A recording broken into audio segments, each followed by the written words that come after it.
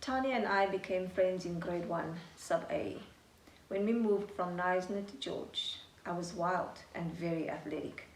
Tania, reserved and double-jointed. We were complete opposites. Auntie Rita, Tania's mom, did not know what to make of me. I climbed every tree and was mostly on the run. We lived 2 houses away from one another, and eventually it became difficult for her mom to keep us apart.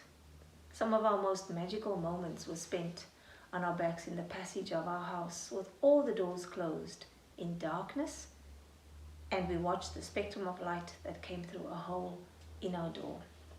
This, during the 30 minutes she was allowed to visit me on some days.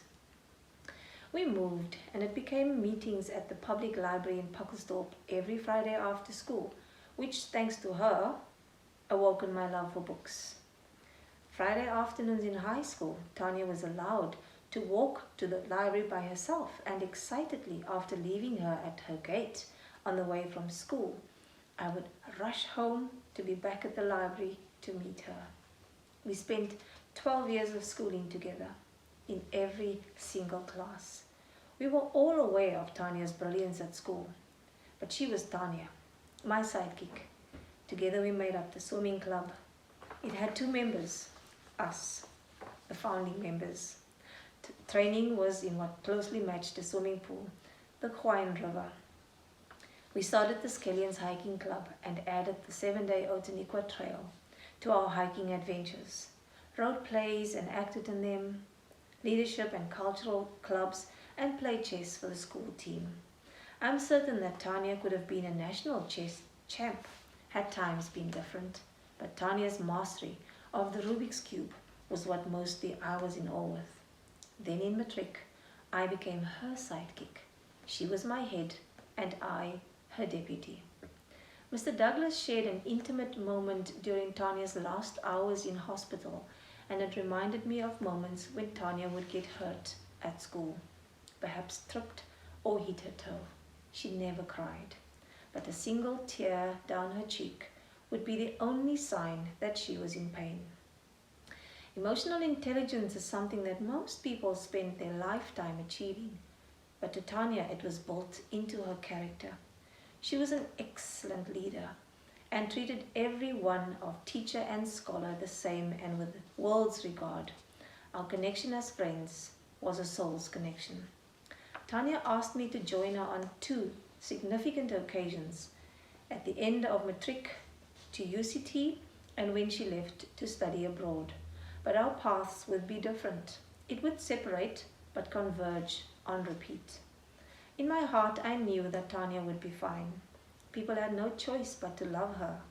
Her intentions were pure, her soul so kind, and her spirit was always ready for a challenge.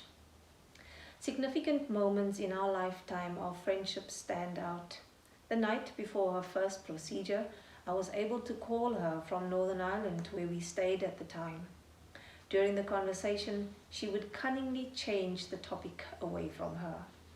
En route from Italy, she called me to meet up whilst on a visit to Ireland, but sadly, time would not allow, and later, in 2019, I met up with her at an event in George, where she took a moment during a speech to express her happiness at seeing me in the audience, her childhood friend. This, to my horror, was also the day that she shared with me that the dreaded disease has returned.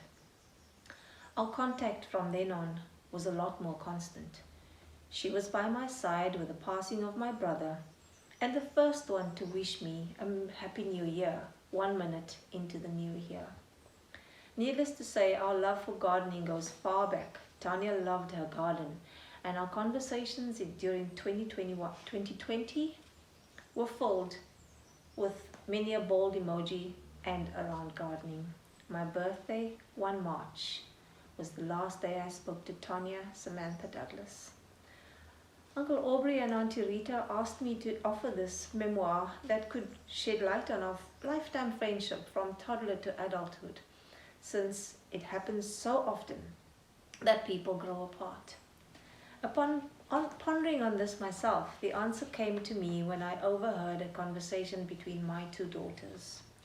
we have what they call sandbox love. It is a friendship bond that is so strong between friends that it goes all the way back to childhood, when there were no complexities, just pure, unadulterated fun. It is a love that you feel as a child and teenager for one another, and it stays with you and keeps a special place in your heart and memories. Thank you, Uncle Aubrey and Auntie Rita, for allowing our sandbox love to grow. Fly high, Tanya, but this time with the angels. Thank you.